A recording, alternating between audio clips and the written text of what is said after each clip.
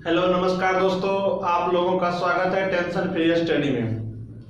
दोस्तों, आप लोगों को पता है कि हमने जो है हम लोग फिजिक्स जो है फिजिक्स जो है साइंस में स्टार्ट किए हैं और उसमें जो चैप्टर स्टार्ट किए हैं वो है प्रकाश का परावर्तन, रिफ्लेक्शन ऑफ लाइट।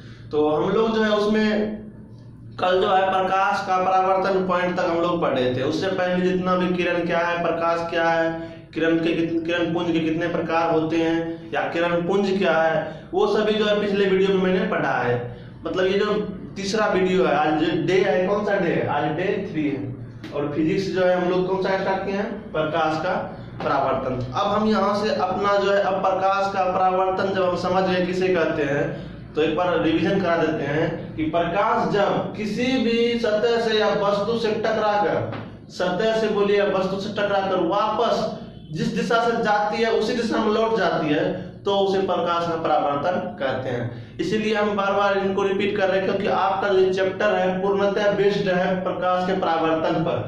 जब तक आप प्रकाश का परावर्तन नहीं समझते हैं तो यह जो चैप्टर जो है आपके काम के आने वाला ऐसे नहीं है। जो भी इसमें बात होगी प्रकाश के परावर्तन के बारे में ही बात होगी इस चैप्टर में। जैसे प्रकाश इस तरह से आई, मान लीजिए एक सतह है, सतह का नाम ए बी है और इस पे प्रकाश यहां से ऐसे पड़ा। यह प्रकाश जो है इधर से ऐसे लौट गया तो यह जो हो गया प्रकाश का क्या हो गया? परावर्तन। ये प्रकाश की किरण हो गया। देखिए, प्रकाश की किरण एक सतह से टकराकर इस दिशा से आई थी, इस दिशा में चली गई। इस जगह से ऊपर जो दिशा होगा, यदि हम नॉर्थ मान ले ऊपर, तो ये नॉर्थ से आई फिर नॉर्थ की ओर ही चली गई। तो इसको जो हम कहते हैं प्रकाश का परावर्तन कहते हैं। प्रकाश के मुड़ने की घटना को जो है प्रकाश का परावर्तन कहते हैं।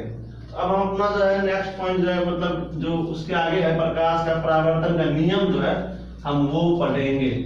दोस्तों, आप लोगों को वीडियो कैसी लगती है कमेंट बॉक्स में लिखकर जरूर दें और आप लोगों का कोई भी प्रश्न हो, राय हो, विचार हो वह भी दे सकते हैं। और आप लोग जो है अपने मित्रों के साथ वीडियो को शेयर कीजिए और वीडियो अच्छी लगती है तो लाइक कीजिए। तो चलिए हम अपना अगला पॉइंट स्टार्ट करते हैं। तो आपका अगला जो पॉइंट है वो है परावर्तन का नियम, लॉ ऑफ रिफ्लेक्शन, परावर्तन का नियम। देखिए, परावर्तन का नियम किसे कहेंगे? प्रकाश जो है किसी सतह से टकराकर वापस जो लौटती है वह एक किसी निश्चित नियम का पालन करते हुए लौटती है। तो किस नियम का पालन करते हुए लौटती है हम उसके बारे में पढ़ेंगे।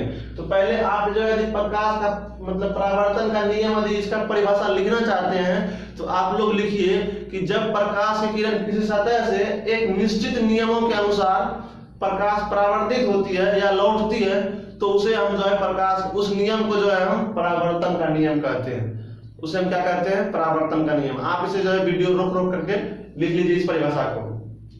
अब जो है हम देखेंगे कि प्रकाश के परावर्तन के कितने नियम होते हैं। तो प्रकाश के परावर्तन के मुख्य रूप से 2 नियम होते हैं।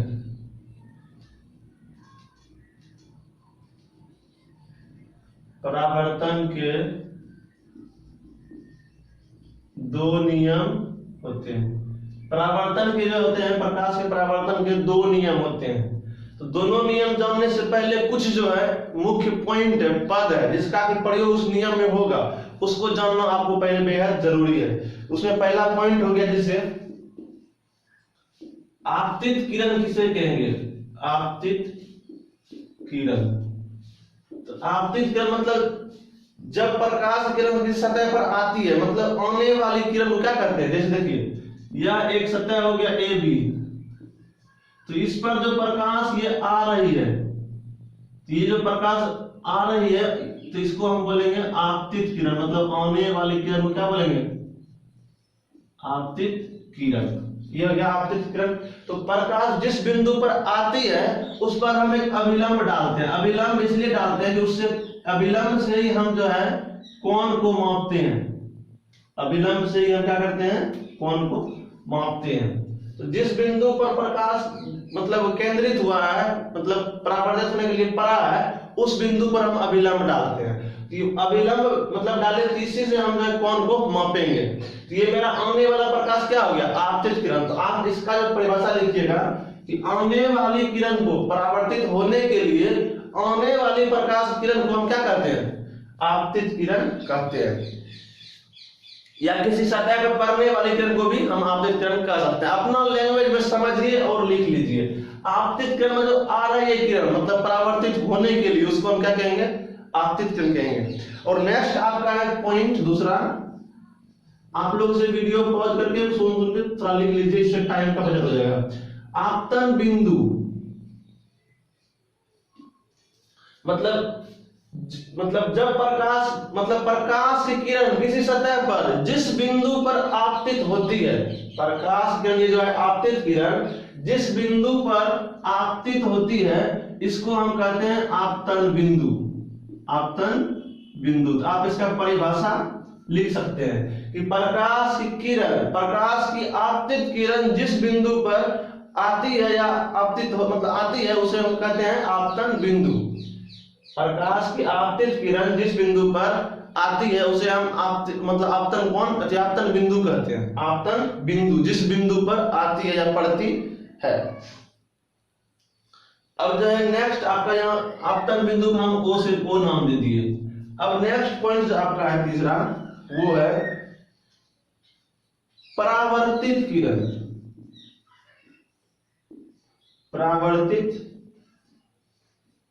किरण, ये जो परावर्तित किरण आपका हो जाएगा, ये आपतित किरण आपतन बिंदु पर पड़ने के बाद प्रकाश जो पुनः अपने दिशा में लौटती है तो वही लौटने वाली किरण को हम क्या कहेंगे, किरण लौट गई इसको हम बोलेंगे परावर्तित किरण। इसको हम बोलेंगे परावर्तित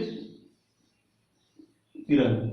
ये हो गया आने वाली प्रकाश आपतित किरण। और आपतन बिंदु पर पड़ने के बाद पुनः सतह से टकराकर लौटने वाली किरण को हम क्या कहेंगे, आप परावर्तित किरण कहेंगे। यहाँ जो है परावर्तन हम पढ़ रहे हैं इसीलिए किरण हो गया क्या हो गया, परावर्तित किरण।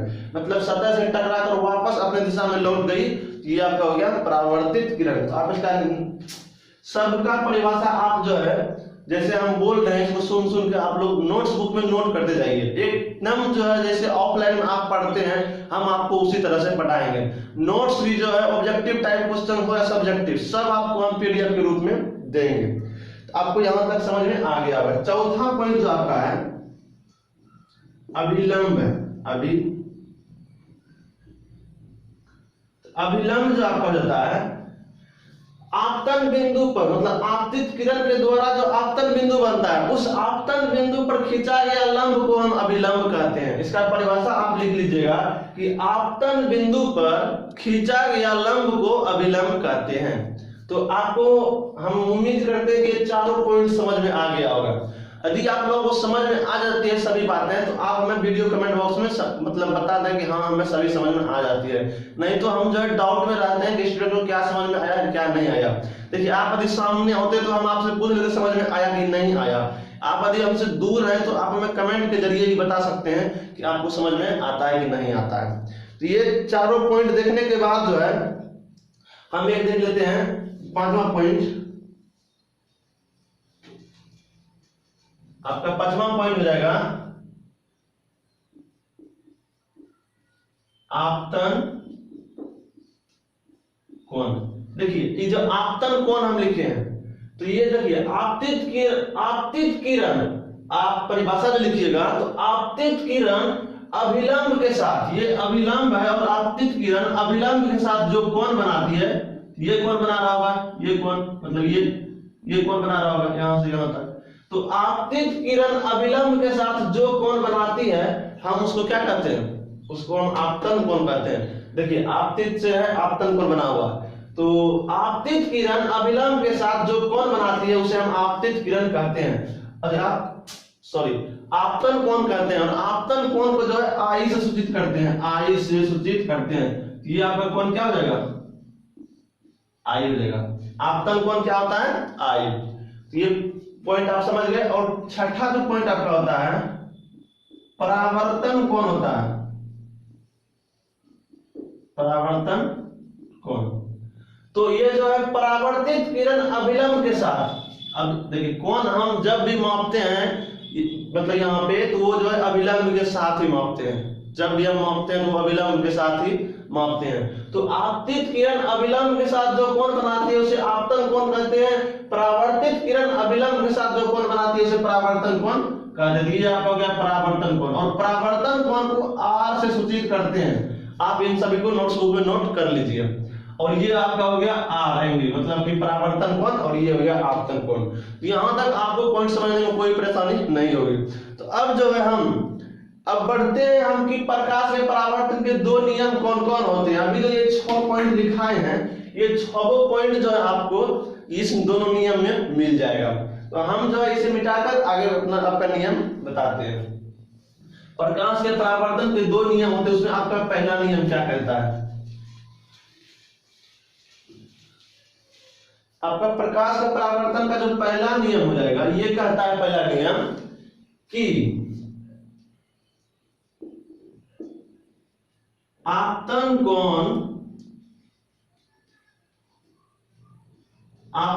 आई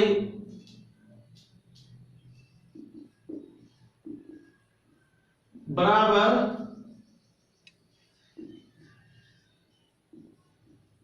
परावर्तन कोण आर होते हैं। तो आपका पहला नियम कह रहा है कि आपतन कोण आई जो है,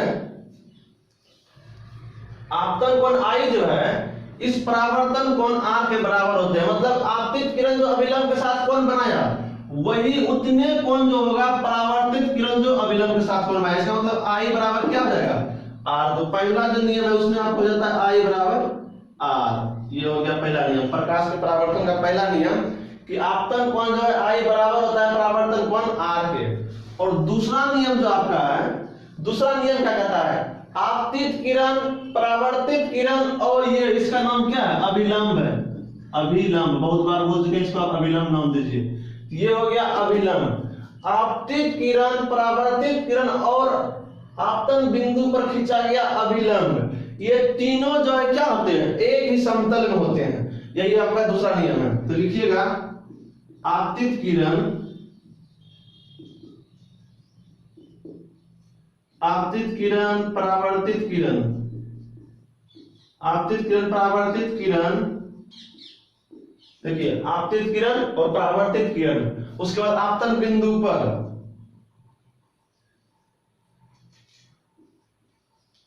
तथा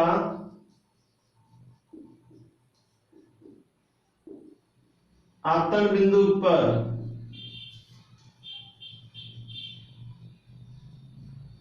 आपतन बिंदु पर खींचा गया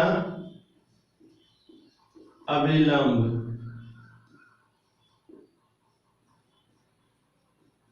तीनों एक ही समतल में होते हैं, एक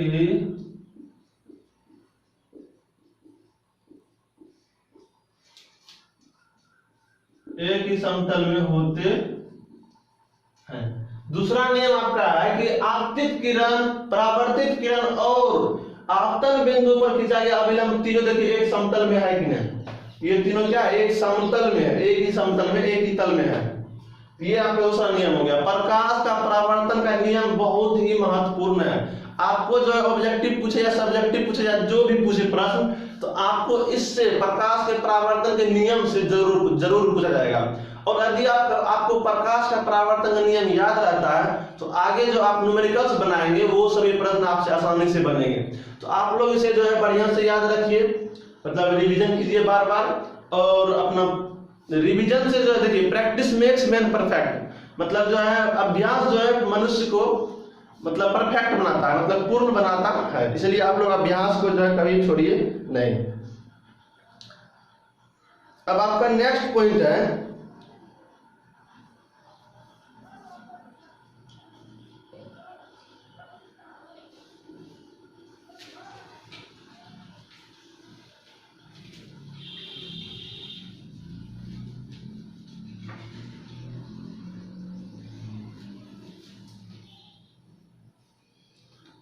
नेक्स्ट आपको हम लिखा देते हैं एक परिभाषा, दर्पण किसे कहते हैं। इसमें आपको दर्पण ही पढ़ना है। दर्पण किसे कहते हैं, हम गैस देकर इसका परिभाषा आपको बताएं। देखिए दर्पण आप लोग घर में देखे होंगे, ऐनक भी हम दूसरे भाषा में उसको बोलते हैं। दर्पण बोलिए आप या उसको ऐनक बोलिए या मिरर बोलिए, तो वो क्या है, मतलब दर्पण किसको कहते हैं आप लोग देख लिए हैं, बस उसका जो है परिभाषा थोड़ा आपको नोटबुक्स में लिखना जरूरी है, क्योंकि एग्जाम में यदि पूछ लिया जाता है कि दर्पण किसे कहते हैं तो आपको लिखना पड़ेगा। तो दर्पण देखिए किसी भी मतलब सतह, मतलब वैसा चिकना सतह जिसका, मतलब कांच का वैसा चिकना सतह जिसका एक भाग कालिख या रजतित किया हुआ हो और जो प्रकाश को पूर्णतः परावर्तित कर दे। पूर्णतः परावर्तित, आप दर्पण लेकर कभी उस पर प्रकाश डालिए, उससे जो है प्रकाश पूरी परावर्तित होता है और कहीं अन्य बिंदु पर आपको उसमें उसका जो है प्रकाश लौटा हुआ दिखता है। तो इसका मतलब हुआ, देखिए सभी वस्तु, मतलब मान लीजिए ये बुक है, यदि हम कहें तो बुक भी प्रकाश डालेंगे हम तो ये जो है रिटर्न करेगा, लेकिन जितना दर्पण करता है उतना ये नहीं कर पाएगा। तो इसीलिए जो है दर्पण हम उसको कहेंगे, मतलब कांच का वैसा चिकना सतह जिसका एक भाग रजतित किया हुआ हो, कालिख किया हुआ हो और वह जो है प्रकाश को पूर्ण परावर्तित कर दे, उसे हम दर्पण कहते हैं। तो आप इसका परिभाषा इस तरह से लिख सकते हैं, मतलब कांच का वैसा चिकना सतह जिसका एक भाग कालिख या रजतित किया हुआ हो उसे हम जो है दर्पण कहते हैं, और जो पूर्ण का मतलब प्रकाश का पूर्ण परावर्तित कर दे, प्रकाश को पूर्णतः परावर्तित कर दे, लौटा दे, कुछ भी अवशोषित नहीं करता है, उसे हम दर्पण कहते हैं। तो आप इसका परिभाषा नोट कर लीजिए। अब देखिए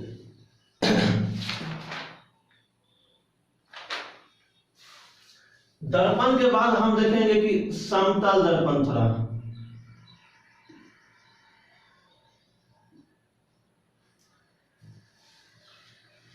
देखिए दर्पण हम देख लिए, अब देखते हैं थोड़ा दर्पण के प्रकार। दर्पण के प्रकार, देखिए दर्पण जो है मुख्य रूप से 3 प्रकार के होते हैं। दर्पण मुख्य रूप से कितने प्रकार होते हैं, 3 प्रकार होते हैं। तो 3 प्रकार में पहला जो प्रकार हो जाता है वो हो जाता है समतल दर्पण, जो कि हम लोग घर में दिन रात फेस देखने के लिए करते हैं, समतल दर्पण। और नेक्स्ट जो आप देखते हैं आप लोग, वो आपका हो जाता है उत्तल दर्पण। और तीसरा जो हो जाता है आपका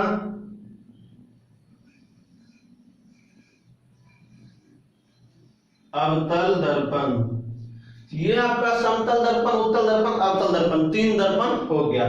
तो अब जो है हम आपको बताते हैं समतल दर्पण के बारे में थोड़ा।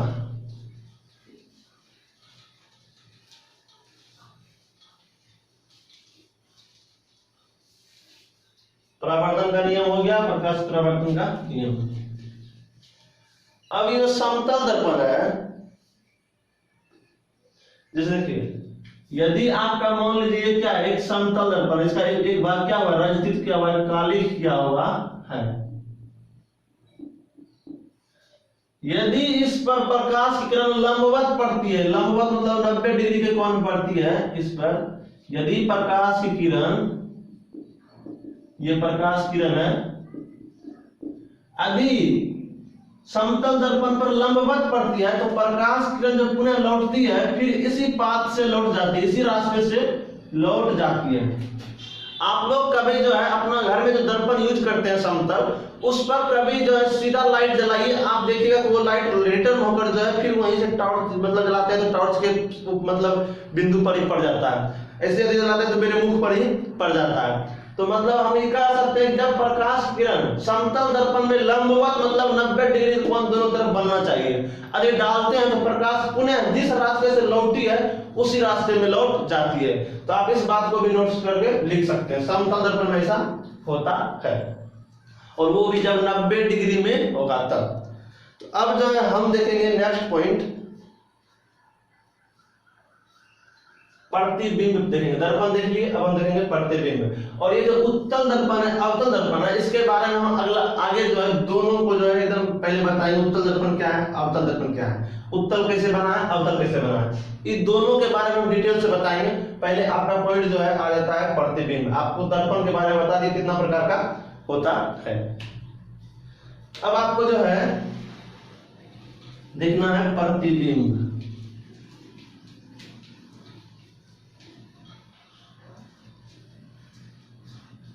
प्रतिबिंब किसको हम कहेंगे, इमेज जिसको बोलते हैं, प्रतिबिंब।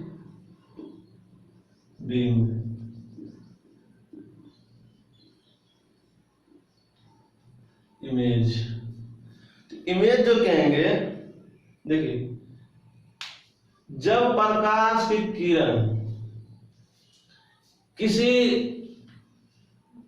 वस्तु से टकराती है, जैसे इमेज जो बनता है कैसे बनता है, मान लीजिए आप जो है मतलब दर्पण के सामने खड़े हैं, तो आपका जो इमेज दर्पण में बनता है कैसे बनता है, आप पर प्रकाश पड़ने के बाद लौट कर जो है वह फिर कहाँ जाती है, वो दर्पण में जाती है, वहां से टकरा के जो है फिर दर्पण में इमेज जो है बनता है, वो कितना डिस्टेंस में बनता है, कितना दूरी पर बनता है, वो सभी जो है फोकस पर निर्भर करता है और दर्पण पे निर्भर करता है। तो आपका जो प्रतिबिंब हो जाएगा कि किसी बिंदु स्रोत से आती हुई प्रकाश की किरणें, कोई भी बिंदु स्रोत हो सकता है, जैसे वस्तु हो गया या कहीं से प्रकाश जला रहे हैं वो भी बिंदु स्रोत हो गया। तो किसी बिंदु स्रोत से आती प्रकाश की किरणें दर्पण से परावर्तन के बाद जिस बिंदु पर काटती है या पड़ती है उसी को हम क्या कहते हैं, प्रतिबिंब कहते हैं, या काटती हुई प्रतीत होती है। हम लिख देते हैं, लिखेंगे इसका परिभाषा, किसी बिंदु स्रोत से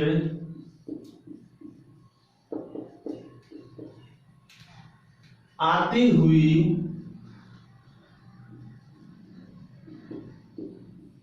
प्रकाश की किरणें परावर्तन के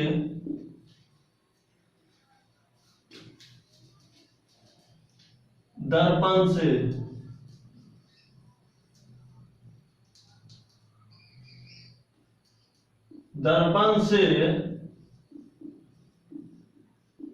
परावर्तन के बाद, देखिए बिंदु स्रोत क्या हो गया, आपको बताया कि वस्तु पर जब प्रकाश पड़ती है तो वह लौट के दर्पण पर जाकर उसके बाद परावर्तित होकर कहीं इमेज बनाता है। तो किसी बिंदु स्रोत से आती हुई प्रकाश किरणें दर्पण से परावर्तन के बाद जिस बिंदु पर काटती है या पड़ती है या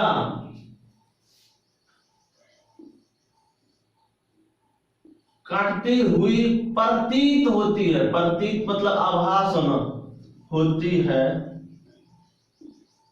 उसे जो है उस बिंदु स्रोत का प्रतिबिंब कहते हैं। उसे क्या कहते हैं, उसे उस बिंदु स्रोत का प्रतिबिंब कहते हैं। देखिए आपको हम उम्मीद करते हैं कि समझ में आ गया होगा। प्रतिबिंब का मतलब है इमेज। जैसे देखिए दर्पण में हम लोग का इमेज बनता है, हम दर्पण के सामने खड़े होते हैं, हम मतलब हम एक वस्तु है, हम लोग भी एक वस्तु है, क्योंकि हमें बाहर है, हम जगह फेंकते हैं तो एक वस्तु है, पदार्थ है। तो हम में से जो है प्रकाश परावर्तित होकर दर्पण में जाती है और दर्पण पे परावर्तन के बाद एक बिंदु पर काटती है या काटती हुई प्रतीत होती है, आभास होता है। तो वो जो काटते हुए बिंदु, जिस बिंदु पर काटते हुए प्रतीत होती है, उसी को जो है उस बिंदु स्रोत का मतलब, जैसे मेरे पर से गया प्रकाश तो मेरा इमेज बनेगा, या किसी गेंद पर से गया तो गेंद का इमेज बनेगा, या कहीं कोई टॉर्च जल रहा है, लाइट गया तो डायरेक्ट तो लाइट का बनेगा। तो उसी को जो है उस बिंदु स्रोत का प्रतिबिंब उसे कहते हैं। जिस बिंदु पर काटती है या काटती हुई प्रतीत होती है उसे हम क्या कहेंगे, उस बिंदु स्रोत का प्रतिबिंब कहेंगे। तो हम उम्मीद करते हैं कि यहाँ तक आप लोग समझ गए होंगे। अब जो है प्रतिबिंब के प्रकार हम पढ़ेंगे। प्रतिबिंब, जैसे थोड़ा एक इमेज ले लीजिए, जैसे मान लीजिए कि ये क्या है,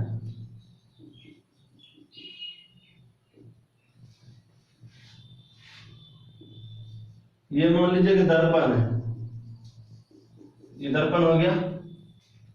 मान लीजिए कि यहां से कोई वस्तु था, यहां कोई क्या था, वस्तु, इस पर प्रकाश पड़ने के बाद ये दर्पण में पड़ा, इस बिंदु पर दर्पण में पड़ा, और ये लौट कर जो है इसी के सामने जस्ट यहाँ पे ये प्रतिबिंब बना दिया, लौटने पर यहाँ बना दिया है। तो यहाँ जो बिंदु पर मतलब काटती है या काटती हुई प्रतीत होती है, कभी कभी आभास भी हो जाता है, तो काटती है या काटती हुई प्रतीत होती है, ये बिंदु जो है इस बिंदु स्रोत का प्रतिबिंब कहलाता है। ये आपका क्या कहलाएगा, प्रतिबिंब। और यहाँ पर आप अभिलंब डालते हैं, आपको बताएं हम प्रकाश परावर्तन का नियम कि बीच में अभिलंब डालते हैं, ये आपतित किरण हो गया, ये परावर्तित किरण हो गया। तो इस प्रकार से आप समझ गए होंगे। ये आपका ए बी जो है क्या है, एक दर्पण है, ये आपका आपतन बिंदु हो गया, जो नाम दीजिए ओ ए बी सी डी जो देना है। तो इस प्रकार से आप समझ गए होंगे। अब जो है हम आपको बताएंगे प्रतिबिंब कितने प्रकार के होते हैं। प्रतिबिंब की परिभाषा आप समझ गए।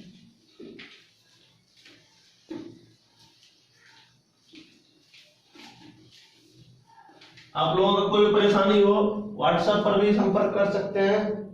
आप लोगों को पीडीएफ के रूप में ऑब्जेक्टिव और सब्जेक्टिव दोनों प्रश्न मिलेंगे। तो आप लोग जो है धैर्य से बने रहिए और अपने दोस्तों के साथ वीडियो को शेयर कीजिए। देखिए आप लोग लाइव भी साथ में पढ़ सकते हैं, बस कुछ दिन जो है आप लोगों की मदद के बाद हम लोग यूट्यूब पर लाइव पढ़ना शुरू कर देंगे, क्योंकि यूट्यूब पर लाइव तब ही हो सकता है जब 1000 मेंबर हो।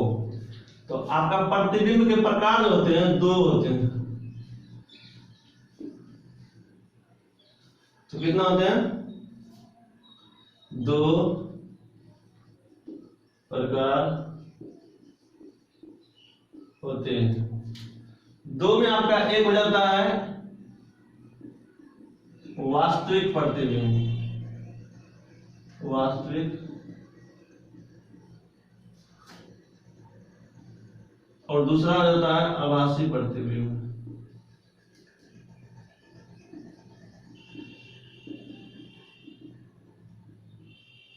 ये वास्तविक और मतलब वास्तविक और आभासी प्रतिबिंब होता है।